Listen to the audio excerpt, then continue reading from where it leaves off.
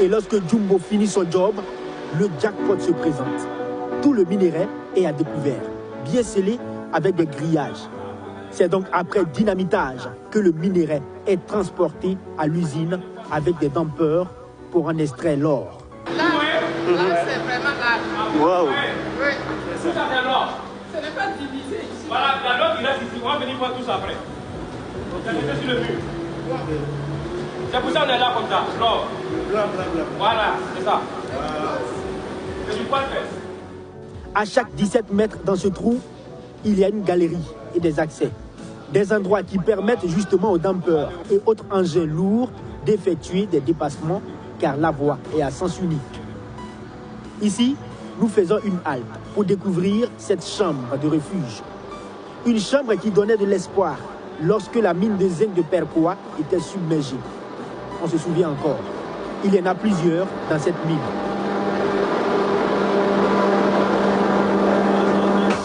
Voilà.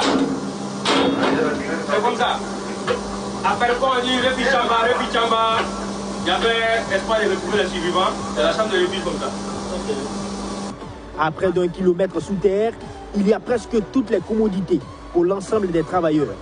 Une station-service, un restaurant, des toilettes modernes et bien plus encore. Il faut environ 1 heure pour parcourir cette route, presque la même distance pour revenir à la surface. Chaque matin, on a des réunions de sécurité pour dire ce qui ne va pas et on essaie d'améliorer. C'est donc une expérience inoubliable pour les visiteurs du jour. Ils sont émerveillés. C'est un grand travail qui est abattu à l'intérieur. Ça m'a permis vraiment de savoir réellement ce qui est fait. Je suis vraiment émerveillée par le travail qui se fait en mine souterraine. Ça me fait une expérience en plus dans mon travail. Pour être sincère, c'est ma toute première fois de voir une mine souterraine. Et je suis vraiment ébahi, très content et en même temps, au début, ce n'était pas facile, mais bon, avec notre guide, voilà, tout s'est bien passé. Confrontés de façon permanente aux risques de divers ordres, ajoutés à la chaleur par endroits, les miniers sont indexés de percevoir un salaire mirobolant, voire faramineux. Est-il méritant? Le salaire, d'abord, il est relatif. Parce que ce que tu trouves faramineux, l'autre peut dire que ce n'est pas faramineux pour lui.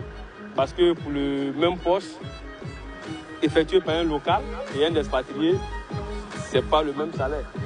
Vous-même, vous avez vu les conditions de travail. Si le salaire il est faramineux, il est mérité aussi. Parce que voilà, tu travailles 12 heures de temps, tu es loin de ta famille, la chaleur. L'autre action salutaire dans cette mine, c'est qu'au même moment que l'exploitation du minerai se fait, le rebouchage des galeries déjà exploitées est aussi en marche avec du stérile concassé et du ciment. C'est le processus de réhabilitation de la mine qui est ainsi en marche et respecte de facto la protection de l'environnement.